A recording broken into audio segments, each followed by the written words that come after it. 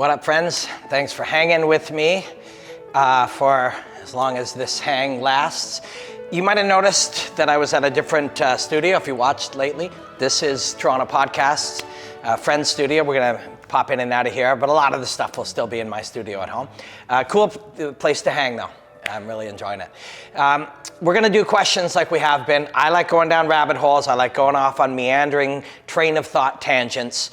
And I really appreciate your questions to get me started. By the way, leave any questions for the next episode underneath in the comments, and they're all really useful. They all sick me off, you know? So let's get after it. Okay, at Poor Rain Rain. I've heard you say you watch fights with the sound off. Why?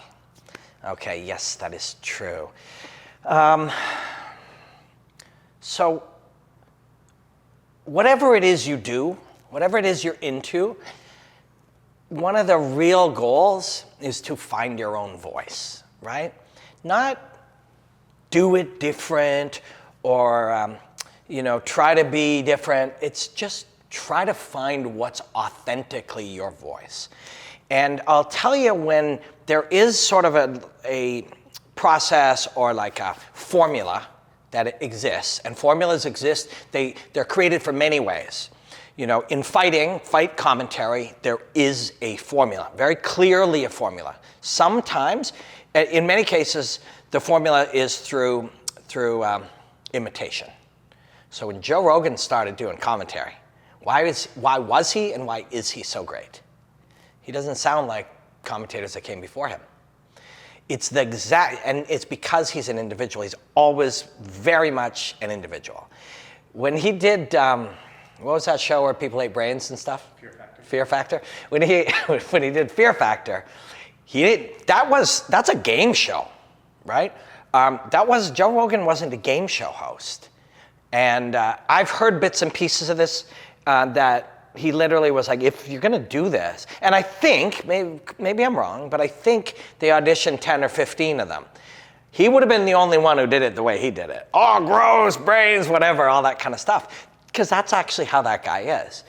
And you would have had 10 others that would have been very similar, very serious, because there's a formula for how to be a game show host. Maybe game show's the wrong word for it, but whatever it was, right? Whatever that show was. And he didn't do that because he just doesn't follow formulas. Not because he's trying to be contrarian, just because he's an individual, very much an individual. So then all of a sudden, a fly just zipped by. I don't know if you saw that. And I have these weird contacts that are like bifocal, so when things come by, it's like I'm on mushrooms.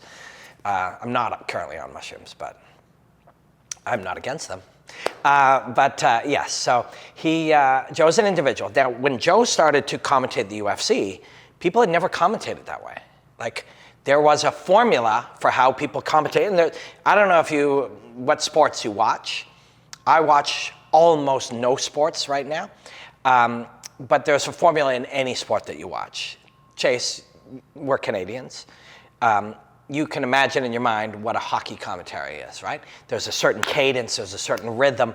It doesn't sound like football commentary. I don't want to even try to imitate it because I will not do it justice. But if you were to Google any hockey game from 1967 to 2024, you're going to hear a pretty similar, formula. And it is not necessarily intentional. So a lot of the formula of commentary is a not as good version of imitating Joe Rogan. Joe Rogan came along, was completely different than all commentary that had come before him, but as is the nature in society and in art and whatever, people start to emulate. So nobody sounds like Joe Rogan, but a lot of them have a very similar cadence to what he did being himself. That's one example. So when you work for a large show, the producer will literally say to you, often, not always, but we have a formula. And in fighting, whether you do, the UFC or PFL or Bellator or ONE or whatever, the large ones have a formula. The camera's gonna go here. Now when it does, you guys are gonna start talking about the blue fighter as he walks out. During that talk, there's only a certain amount of time. You're gonna both start talking in a pretty similar way to how the other ones did before it. And then when he gets there, we'll introduce the red fighter. You guys will talk about the red fighter, right? Red fighter will come out. And then they'll do the introduction. We'll move to these cameras. We'll move over here. When it starts, you know, we have to talk about something. We'll probably talk about one of the 5 things that people have talked about. What happened before? Oh my God, who knows what's going to happen here? If this guy can get a takedown. Then every time there's a punch, most people will say, you know, jab, a big jab, nice jabs, a quick jab, sharp jab, whatever. They'll just sort of say the thing. And then, you know, big right hand or huge right hand, or, you know, there's a strong, there are formulas, right? And those formulas are not because people are bad. Those formulas are not because a lot of the time they just happen. Our whole life is full of formulas, right? Our whole life is full of formulas. We make coffee a certain way. There's a lot of different ways to make coffee, right? We speak, you know, when my daughter comes home from school, I think about this. I'm like, she goes to like a preschool. She's 2.5, so it's pretty, school is a rough, is not a very accurate word. But when she comes home, I say, how was your day? Hey, how was school? And after the 4th or the 5th time, I think to myself, you can't just say that like every, 5 days a week for the next 18 years. Like it's meaningless, right? How was school? Fine. If every single time your child walks in the door, you say, how was school? And they say, fine, you've created a formula, right? And there are good values in formulas. There are a lot of useful ways. Automating a lot of less important things in life is a really good thing, right? But automating your passion is not a good thing. And so the only way I could not automate commentary is I had to turn it off. I'll leave Joe on because he's the best and he's the innovator, and I'll leave him on during really big pay-per-views that he's on for a couple of the key fights, just to get that enjoyment of it, you know, and still feel like, you know, that when I first started watching fights, and yeah, and I love that. But for the most part, I can't, if I'm going to develop my own voice will not develop, and neither will yours, if your voice is created through the listening of somebody else's voice. When somebody is a really great guitar player, they may love Jimi Hendrix, and they may listen to lots of Jimi Hendrix or lots of Led Zeppelin or whatever it is, you know. Who's that girl who used to be country and now she's Taylor Swift? Maybe you love Taylor Swift. I don't know what you like, right? Maybe Taylor Swift is your thing. Listen to a lot of Taylor Swift and flink around on the piano. Eventually, you have to break out and develop your own voice. The people who become a Led Zeppelin cover band or Jimi Hendrix cover band never did that. They never did it. They just kept doing it exactly the same way, and eventually you were a cover band. There's so much fighting everywhere, and there is such a similarity, not in necessarily the words, but the rhythm and the cadence, the tone. Oh my God, it's all over, wow! To look at 1,000 highlights is nobody's fault. I'm not mad at them, I'm not judging them, but 800 of them, they'll say, oh my God, wow! Sometimes one commentator, sometimes 2, sometimes all 3. If you do that 11 times a night, 3 nights a month, 25 shows a year, it's like saying, how was school? Fine, right? Doesn't mean anything anymore. But if you develop your own voice, your own honest voice, something that's true to you, whatever it is, whether you're, you do something that involves talking, but you could do the same thing with something that involves building something. Don't build the same tables as everybody else. If you learn how they build a table and you watch how they build a table and you build the table exactly the same way, you'll never figure out what you like as a craftsman. You'll never find your own thing. And there's a great joy in life in being able to truly express yourself. And I really wanted to do that. Brian Stan is a great guy. I haven't talked to Brian in a couple of years, but I always really enjoyed talking to Brian Stan. And I remember when he quit commentating, he was like, I have to find something else, that excites me. If I keep doing this, I'm going to call some great fights, but what else am I going to do? And I remember looking at it and thinking, you're right. Like, you could just stop, or how could I do this different? Or how could this evolve? Or how could this mean something different to me? Or how could I find some beauty in it in some other way? How could I add something to it or try to enrich it in some way? And that's what I wanted to do. And I literally, if you were to peek back, 2015 or 16 or I don't know, maybe I forget when I started my YouTube channel. Maybe started in 2017. So if you were to look at 2018, I would be talking about these things and exploring different ideas and trying to figure out what I actually wanted to talk about 6 and 7 years ago. And I remember people would try to give me advice. And they would say, why don't you just, talk about fighter A and they'd be dead serious. They were dead serious. Talk about fighter A and talk about fighter B, talk about each of their skills and then make a prediction. It's like, are you fucking crazy? Why would I want to do that? Why on earth would I want to do that? But to a lot of people, that is what you do. And I'm like, and I'm not judging anybody. Some people literally love talking about what would happen if Alex Pereira fought John Jones. Well, how's it going to make the GOAT conversation? If you really love that, do it. But if you're only doing it because that's what people do, turn it off and start thinking, what could I actually talk about that would be meaningful to me and maybe meaningful to somebody else? This is enjoyable. I like doing this. This is really fun because I don't have any rules or structure or formulas I have to follow.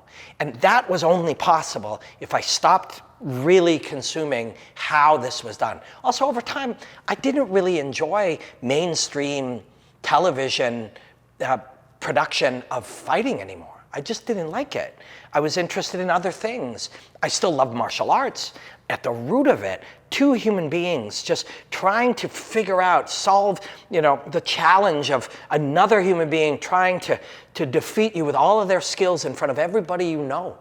And the fear and the anxiety that comes with that and overcoming that to allow yourself to get out of your way and kick and punch and move and cover yourself up and breathe and escape and run and not panic and all those things and what's happening in the brain and the body and what's happening in the mind and the emotion and what the history of it is and where that move came from. And all of those things are not present in a typical Bellator, TV broadcast, right?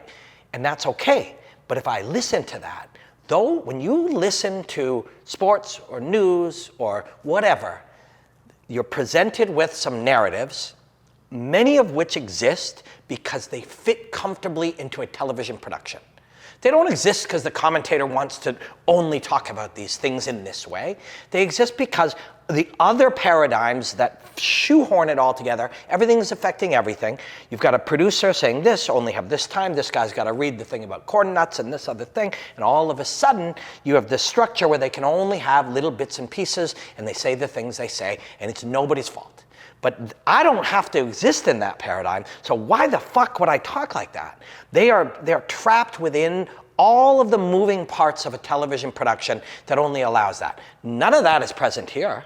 None of that is present in this room or I can say anything. So why would I say what everybody else says? But if I don't turn it off, I'm gonna say what everybody else says because narratives begin to dominate your thinking. If you don't want to be sitting there, constantly worried about a war that's happening on the other side of the world or what's going to happen with AI or whatever, you have to turn off the news because the news will tell you what to think. By presenting it over and over, those narratives will dominate your thinking.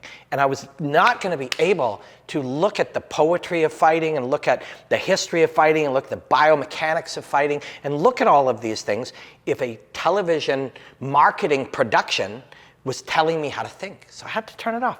Also, so part of it was conscious like that. 5, 6, 7 years ago, I was like, how can I don't want to be a sportscaster. I like martial arts, but I don't like the paradigm of television sports, which kind of carried over into here. So if I'm gonna have the freedom to do whatever I want, I don't wanna have to do it the way that you do it on television in 2014. So how can I do that? Well, you have to turn it off. You have to stop consuming it. And then the better result and the more important part ultimately, so this was a conscious way to allow myself to explore what I might like to look at in hopes that I would find joy in it and in hopes that somebody else might like it because it wasn't the typical narrative. It was my honest views of it. But also I started to really enjoy it more. Big right, like a lot of commentary by nature, golf, boxing, fighting, football, tennis, whatever, is this thing happened, and now this thing happened, and now this thing happened, and now this thing happened, and an outcome took place, and wow, that's amazing. What's the next outcome gonna be? Who will this person play tennis against next?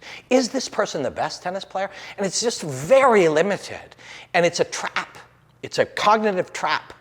The consumption of things that are very ritualistic in their presentation is a cognitive trap that prevents you from thinking freely. There's nobody out there, I shouldn't say nobody, but there's not some cabal of like world controlling elites out there doing this to you. This is just the nature of making large, complicated things create these situations, right? Which is also why people love TikTok or YouTube, because you just see the same thing over and over, just with a different color or six different words or different suit or whatever. But then you turn on TikTok and anyone can say or do anything. They suddenly can operate outside of the formulas. But you have to not consume the formulas too much, or else you're trapped there. You're going to get trapped there. And that's not a bad thing. If you're happy, be happy. There's nothing wrong with talking about who the greatest of all time is, or who's the biggest star in Bellator, or whatever the topic is. But there's thousands of other things you could think about. And if you find yourselves only migrating to the 5 you hear over and over again, you might want to think, hey, how could I think about the other thousands or millions of possible lines of thought and topics and ideas that I could think of? And the way you got to do it is you got to break the influence of the narrative. And the only way to do that is to turn it off. And once you turn it off, you'll enjoy it all in a different way. Fighting, since I've sort of stopped watching the sound, and by the way, it isn't just commentary. I don't watch anything packaged by corporations trying to sell me t-shirts or pay-per-views, because I started to understand this ranking system, this thing of the title shot, this behind-the-scenes thing, what do they call that thing where they follow them around and they put those out during fight week? All access? All access, or any of these things. These are all marketing tools. They're all sales. It's all sales. They're selling you something. Doesn't mean they're telling lies intentionally, but the undertone of trying to get you to buy a thing shapes, even when people sit around and they go, okay, well, let's talk about this upcoming main event. Well, this guy's amazing. He's really good at this. He's phenomenal at that. He's one of the greatest ever at this kind of thing. Yeah, but this guy's got unbelievable this. He's so fun. Like, there's thousands of ways you could examine this dynamic. It doesn't have to be list all the amazing things here, list all the amazing things here, compliment. These are all amazing athletes. These are all, when you talk about the greatest musicians and the greatest actors and the greatest fighters and football players, they are amazing. But there are other ways to do it other than list all the things that are possibly going to influence you to buy the fight, then list all the other things that are going to possibly get you to buy the fight, then create some doubt or unknown, and then sprinkle in they don't like each other, and have you seen the footage of them pushing each other, and now go buy it.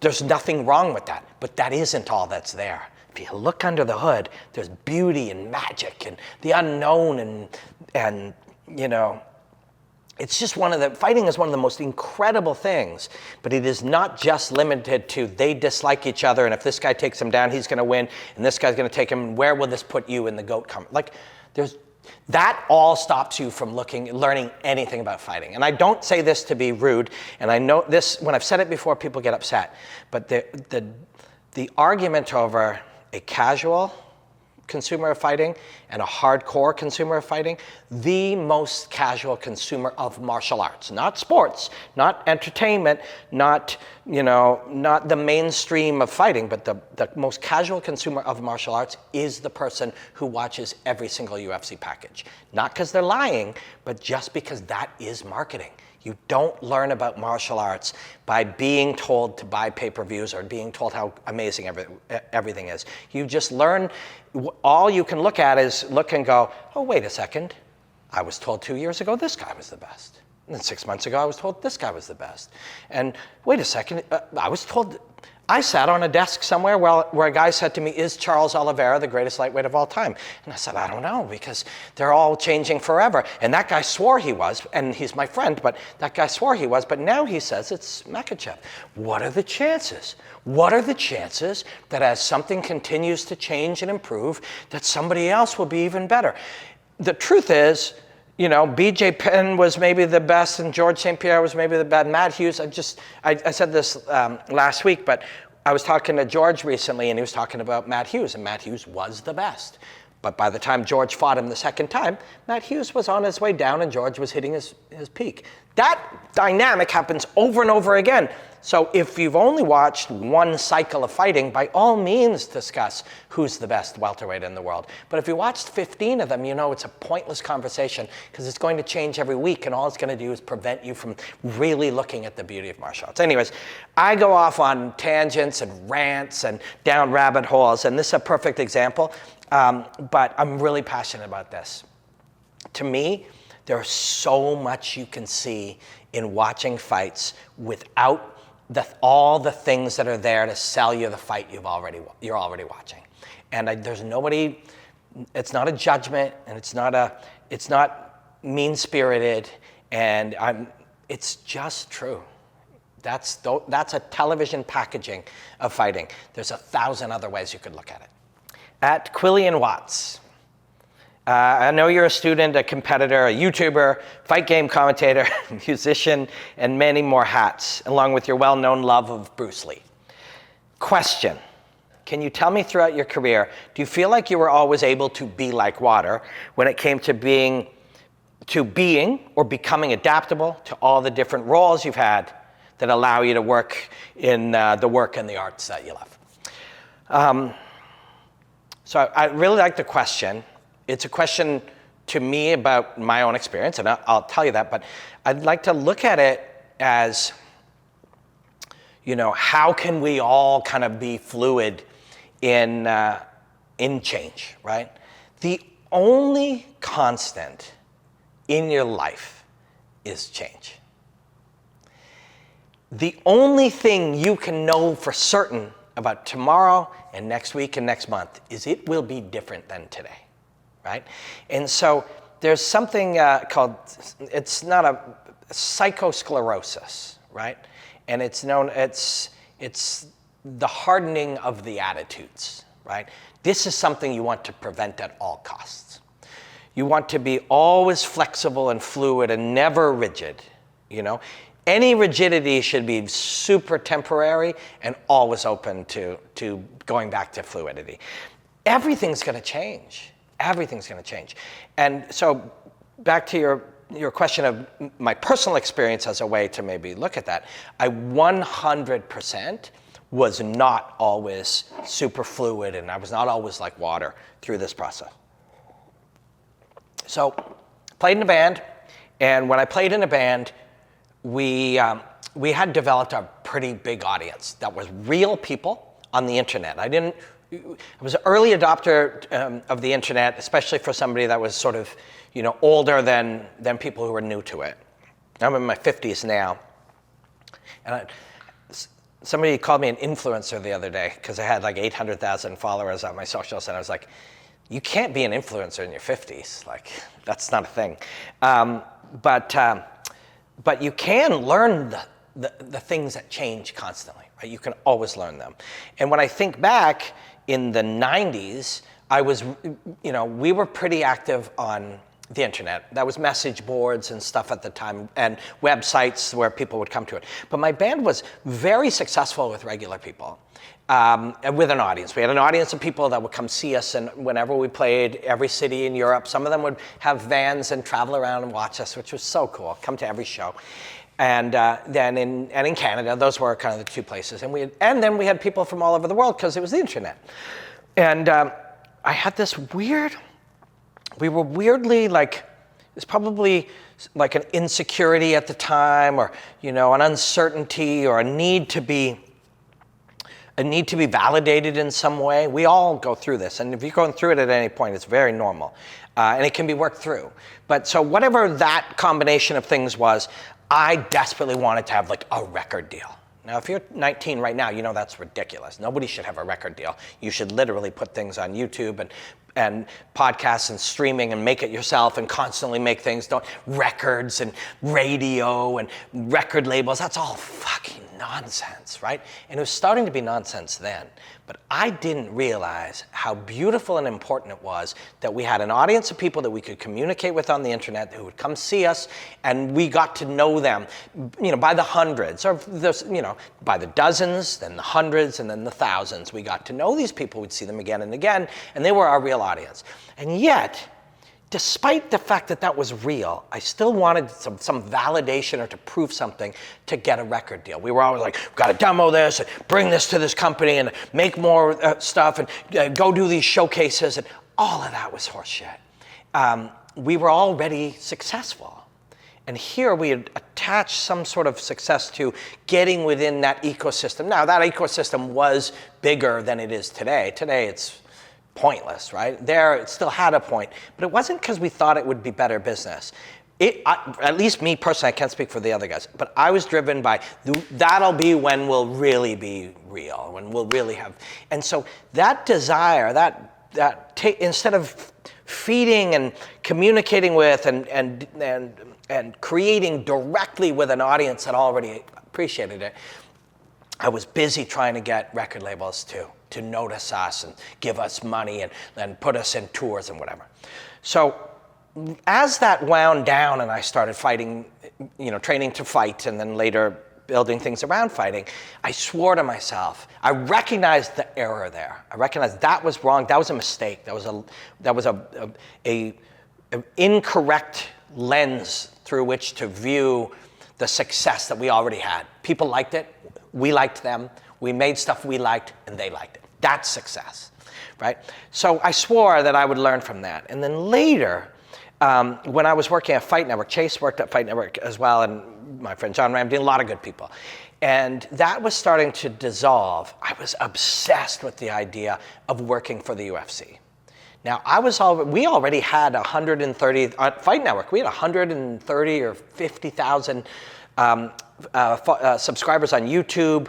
We were making, building really cool things in our own environment with real freedom. And yet I was like, well, I want to be on that UFC desk now. And I mean, like, I was sure that's what I wanted, but I didn't understand what that was, right? So now the difference is, and this is important for people who have sort of view their own path and are trying to have dreams and things they want to achieve and things they would like to try, is these paths have to change. They have to fork. They have to change, because a lot of times what you don't realize is the thing you think you want is made up in your head. So I was already building things and creating my own voice around stuff. And suddenly there's two paths again. It's like the path of, we already have an audience, let's just communicate directly with an audience. No, I want a record deal. We're already creating and becoming an artist, seeing things this way. No, I want to work for this corporation. Now, in my mind, when I used to think that was what my goal really was I'd sit, John Anik and Joe Rogan are friends, and that I would sit next to those guys and just get to hang out and do whatever. Then I started to get within there, and you realize, oh, you have less freedom, more structure. This is not good for me, and I'm not good for it. I'm a bad fit for that, and that's a bad fit for me. You think it's what you want, but you're making it up in your mind. You don't know what it really is. Then you get to a point, that same fork in the road, where you can continue to be an artist and build in your own way, which to get where I'm sitting right here today, where I get to just I have my own business and I get to build my own stuff and travel around the world with multiple commentary jobs. It's unbelievable. This could not be achieved. This was achieved through following your curiosity and slowly learning along the way how to do all of these things so you'll have the freedom to do it. The other way would be to spend less time and effort on that and more time and effort on trying to convince 1, 2, or 3 key human beings in a hierarchical structure that they should hire me. Then, if they do, and they did a little bit, I did some work for them and I started doing some things, and if they do, then how much of that time being an artist and a creator and learning your own world do you have to spend now getting them to choose you for the Saturday night event? And how much are you jockeying with other people about? Now it becomes about who's better at emailing bosses. That's not the world that I want to be in, and I'm not good at that world, and it's not good for me. And immediately, I'm going to start being like, this is horseshit. And then I'm going to start acting that way.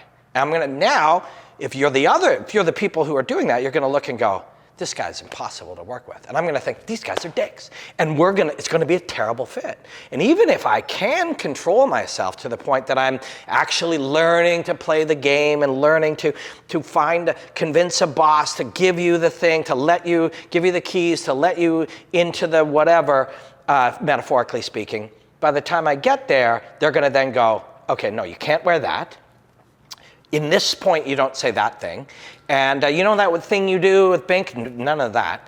And also, please, we need you to get more. And so, in fact, once I started getting into that world where I was beginning to work for them, I would send emails saying, hey, how do you do? And I would get emails back, don't say this, don't say that. We have a formula. Literally, it was said to me multiple times. And it's not because they're bad.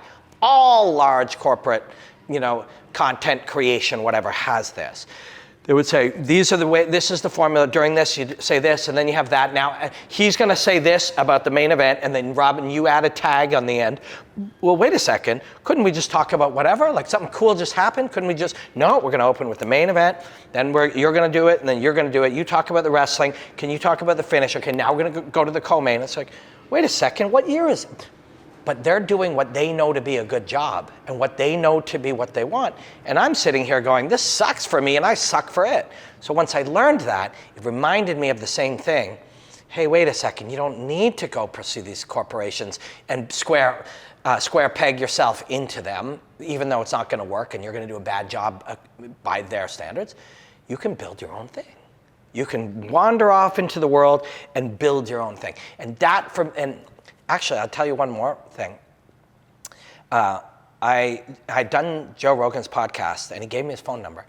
And I texted him right around the time that there was sort of this kind of conflict with Fight Network, before even I went under the hood of the UFC.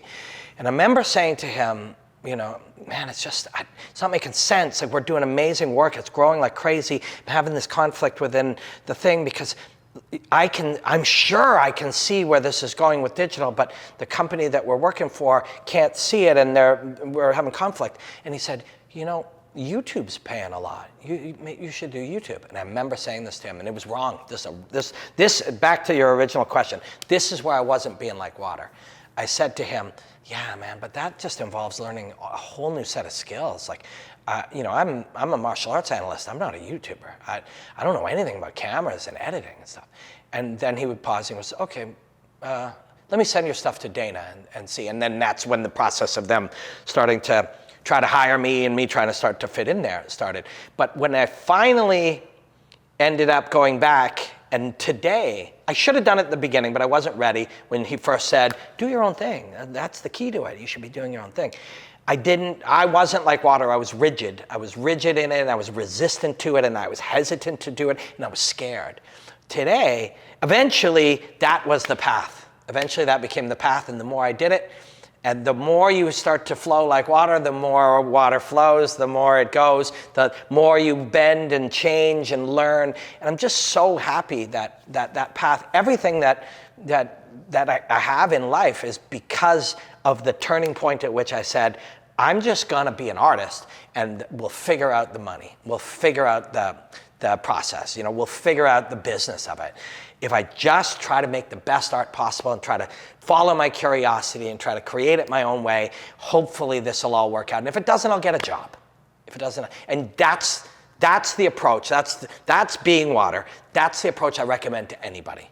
Go in there. Don't try to figure out how to do it as a business. Don't try to figure out all the tech in the business. Figure out how to express yourself as an individual, do it your own way, be super honest, be ready to change, ready to grow, and ready to evolve, and then figure out how it'll eventually become a business. And if it doesn't, you can always get a job. I was literally weeks away from working in a bar when finally a couple of things started to work, maybe around 2018, 18. And then by 2019, I had some contracts with Bellator and some other places, and it all worked. It took 3-4 years.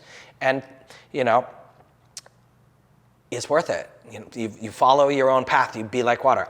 And back to the original question, I wasn't always this way. It's a practice. I was rigid. I was worried. When I fought, I was a little rigid too, you know.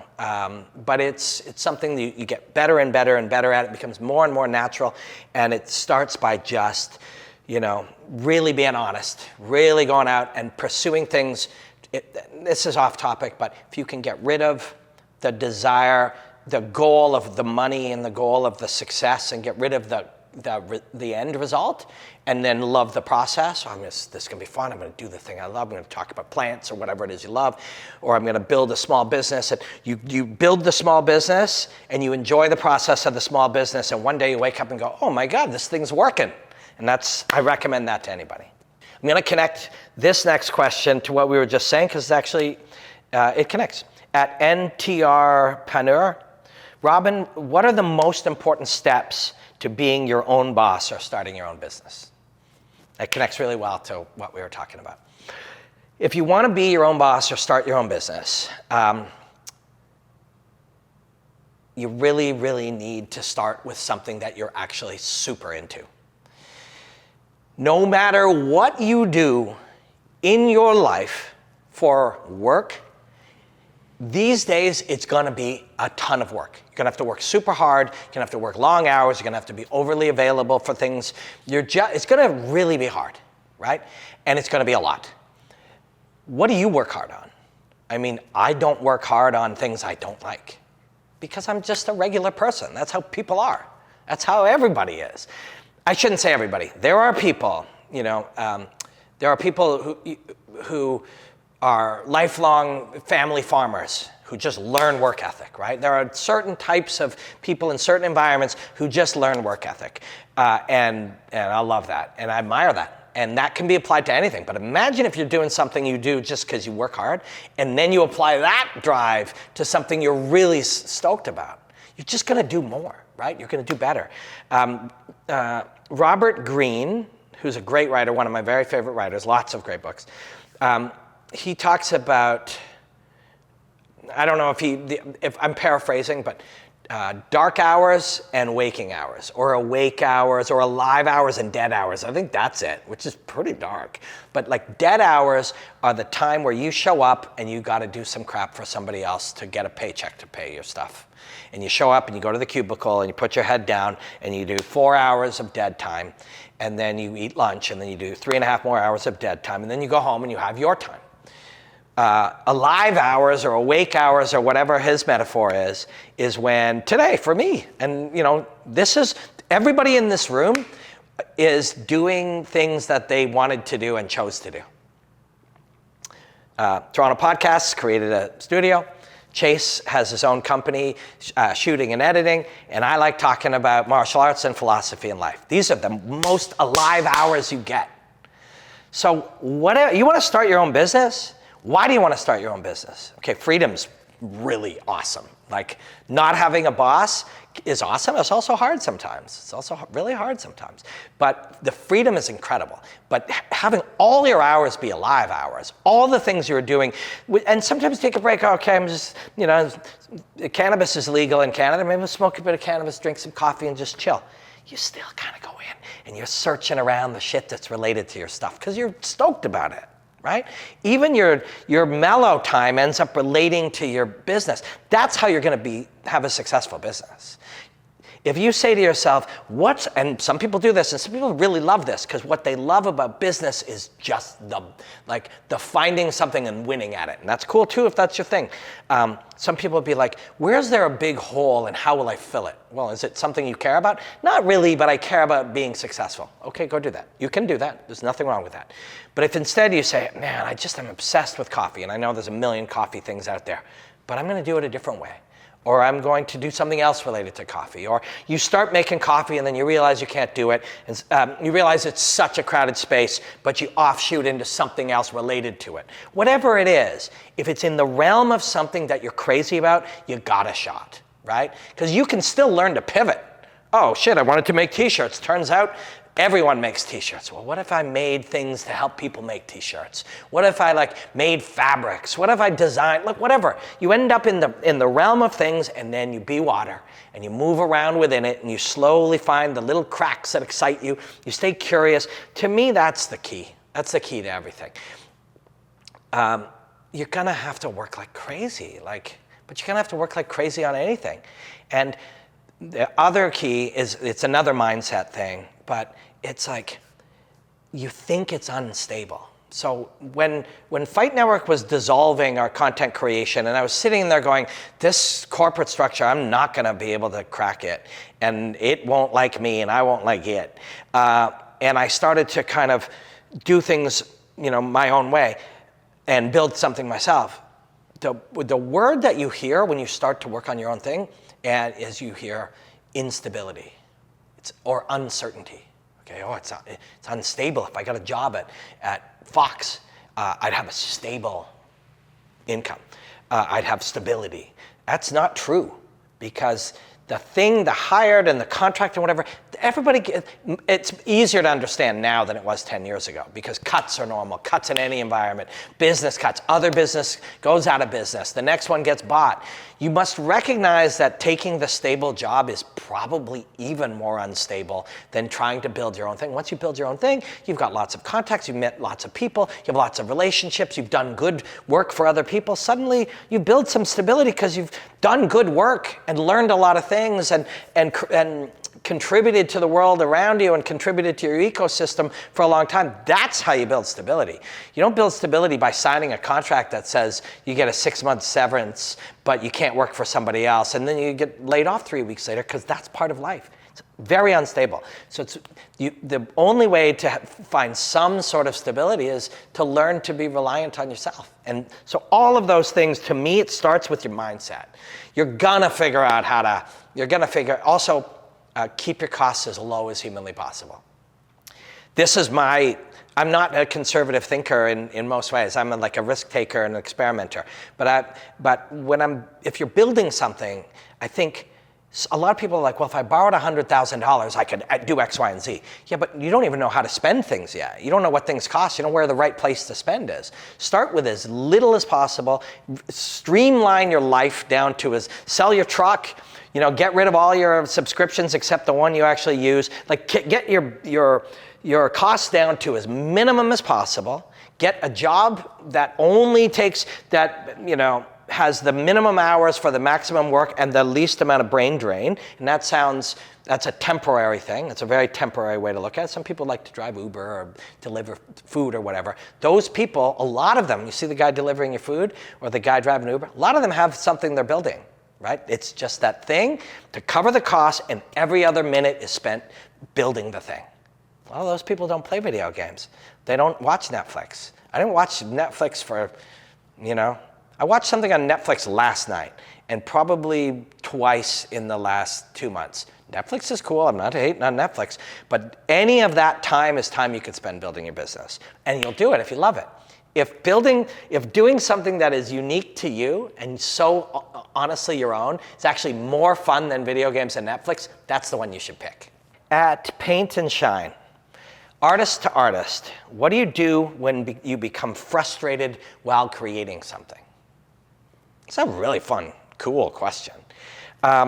So my opinion is frustration is actually a good sign.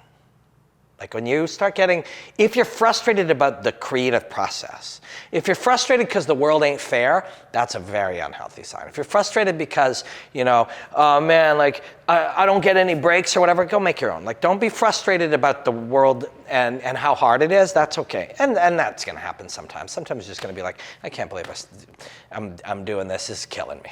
And that's okay, take a break, right?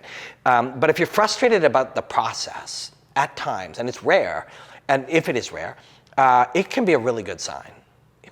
Often, and this is just my experience, but for me, often, right after breakthroughs were something new and exciting, and I just feel like I'm on another level of the thing that I'm doing, those often follow periods of frustration.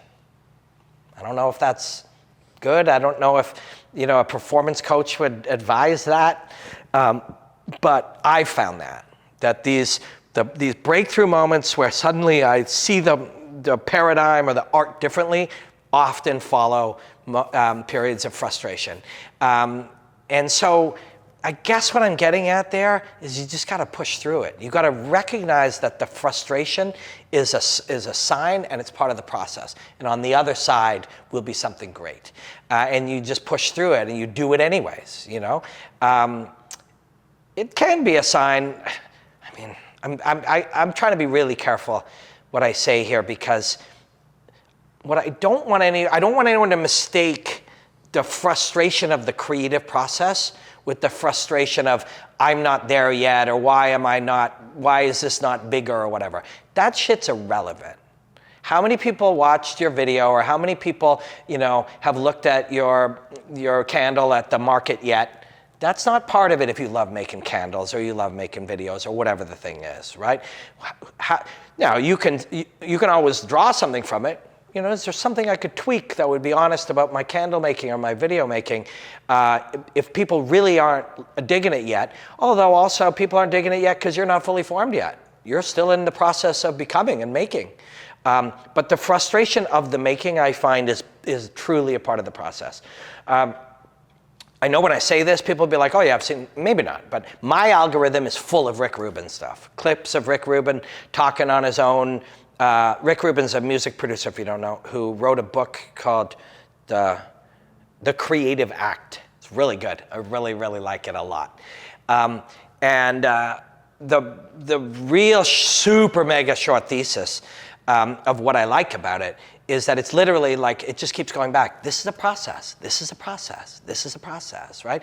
And you can get better at the process. For some people, and there are a lot of people, you're frustrated about the creating. You're trying to build something. I'm trying to do a breakdown and it's not quite there. For a lot of people, a 15-minute walk and come back and it's all better, right?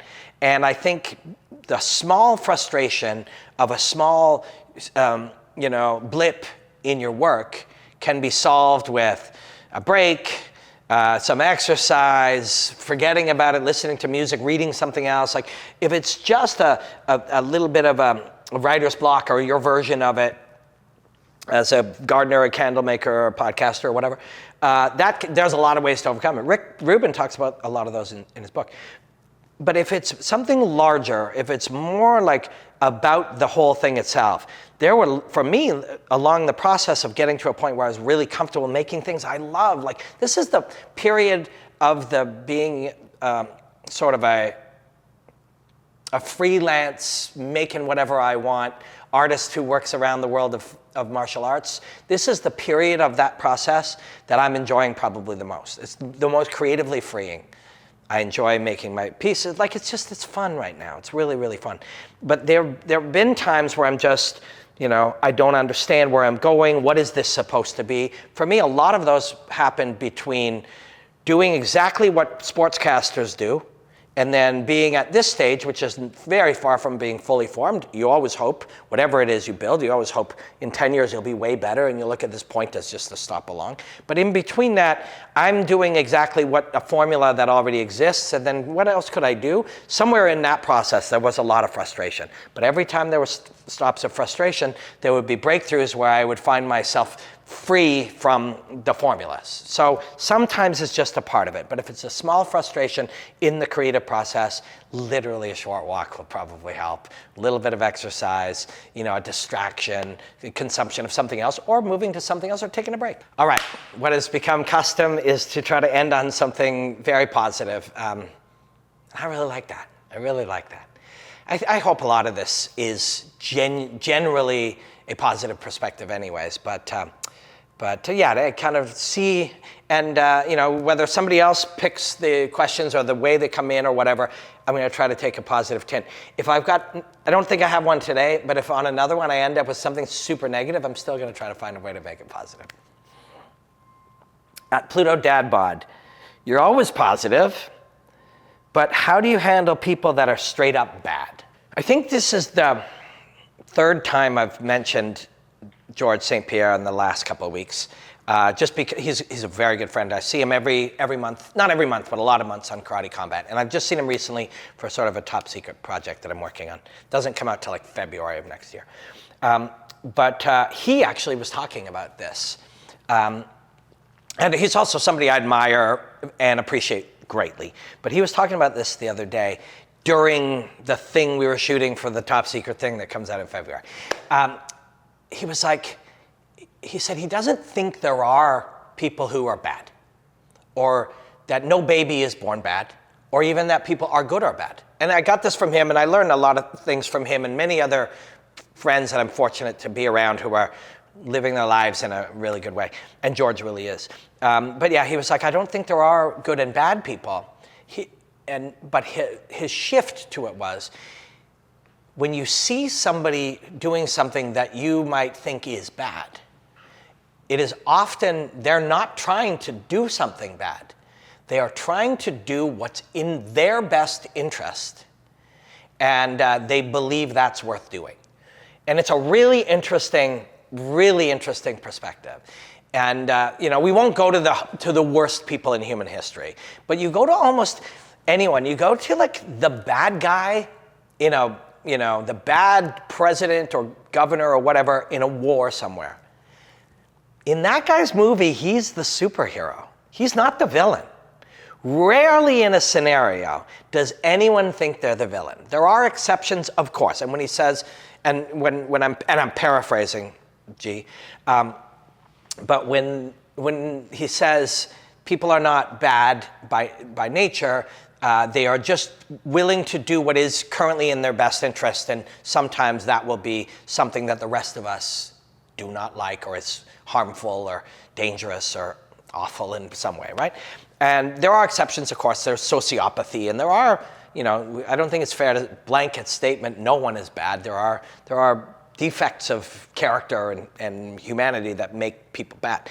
But for the most part, that person you deal with at work, 19 out of 20 times is the good guy in his movie. And it took me a long time to kind of see that. And I've seen that over the years, and then I was reminded of that when I saw my friend G the other day. But yeah, I'm not sure that people are bad. And even if I'm wrong, most people I should say, and even if I'm wrong, isn't it potentially a better way for us to view the world around us through the lens of, that's not a bad person, he's just doing bad things, and there's some reason in his convoluted world around it that he thinks that this makes sense. Because if you do that, you handle it better. Now, I'm not saying let your guard down and be taken advantage of, or let anyone hurt you, nothing like that. Like, don't put yourself in situations where somebody else's best interest can and will harm you. But in gentle cases, in cases where somebody just says something mean to you, or somebody just behaves in a way that's counter to like what's good for you or your family, or somebody hurts you in some way, if you look at it like that person really thinks that there's some reason, and they're not, and don't think they're a stupid person or a crazy person. They, for whatever reason, believe this is okay, or actually a positive thing or important for their life. Once you start doing that, the whole thing gets a little easier to handle, it's not that I don't try it, or I try not to get involved in politics, but secretly have political views, or and there are lots of people like that. They're just like, oh, this is not good for business, or, my store, or whatever. I just try to have I've used this word before, but an agnostic view of it. Like, I look at two opposing political ideologies and go, I'm neither of those things, because why on earth would, let's take 100% of people, let's say 90% of people are either this or this. 10% are, let's make it easier. There's 50 people over here who believe this, and 50 people over here who believe this. Of all the things in the world you could believe, there's more than two, And just because you believe in this thing, why would all 50 believe these 9 things, and then all 50 of these believe the 9 opposite things? We've all been taken advantage of. We've all been pitted against each other. And And if those 50 literally just think those 50 are insane, or those 50 think these guys have been manipulated by the media, these 50 think these guys have been manipulated by the media, or these guys are fully insane. Wait a second, we've all been manipulated by it. And so I just choose to step outside of that. I can't get mad about something, like I can't let the news come into my head and make me choose a side of two things that, I mean, which is also why I don't predict fights anymore. I'm gonna be right somewhere between 55 and 60% of the time, because I know a fair bit about martial arts and I have a long history of studying what happens when people fight. But I'm gonna be wrong 40% of the time. Why? 45. Sometimes, you'll be wrong 8 times out of 10 on the night. Why? Because 90% of the information is unknown. 90% of the information, when I say, Alex Pereira is going to do X, Y, Z, but he's a great striker, blah, blah, blah, he's got crazy power, I just start listing all the things about him that will sell a fight that are somewhat true but generalized. They go, yeah, but John Jones is wrestling, blah, blah, blah, blah, blah, blah. And I do that, and I say, I think if John Jones can take him down, it's going to happen. But if Alex Pereira can uncork that left hook, yada, yada, yada, I got Alex Pereira by second round knockout. So everything I said wasn't untrue, but none of it is as important as, did John Jones slow down 20% after he hit 30 whatever years old? Did Alex Pereira have diarrhea from the weight cut? Has either one of them got bad news about their mother today? Like, there are 100,000 things. You could sit down, and if you just said, your job for the next 25 years, Robin, is to list all the things that could actually influence a fight between John Jones and Alex Pereira that are more important than takedown defense. I could spend the next 25 years doing that. And all of that is unknown. So it makes no sense, right? And it's the same thing when what do you do when somebody's bad? What do you do when somebody is like mean or whatever? I don't know anything about them. They'll be like, yeah, but you know this, this, and this. Yeah, I know 8 things about them, some of which are not true, and I don't know 8,000 things about them. So the more you remind yourself about how little you know, the less you clutch on to I'm right and those guys are wrong, and all of a sudden you just become free. If white belt mentality, the same people who were experts in communicable diseases in 2000 became experts on Russian foreign policy in 2022. We don't know anything about those things. Dedicated my entire life to studying martial arts. You know how much I know about martial arts? This much. If I know that much about martial arts, Just Bleed 420 on Twitter, what does he know about martial arts? But he'll argue it to the death. Right? That's how it is with most things. Most things in the world we know very little about. We're rudimentary creatures trying to find our way through the world, but that's a beautiful thing. It's a beautiful thing. The world out there is intimidating at times and uncertain at times, but it's beautiful. We have this gift of being able to experience it, and every day, the purpose of life is to live it, and every day we get to do it. And every day we get to just, take more breaths and learn more things and get exposed to more things. That space between being born and then dying, that's the whole thing. That's the whole thing. And once you embrace that, this is the thing. We're not trying to achieve a thing. We're doing a thing. You're not trying to get somewhere. You're here.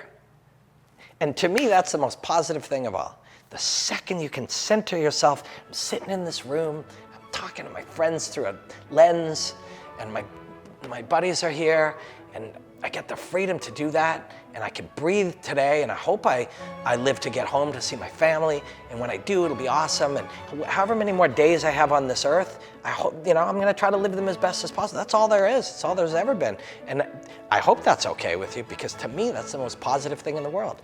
This moment is everything. So enjoy the hostilities, my friends.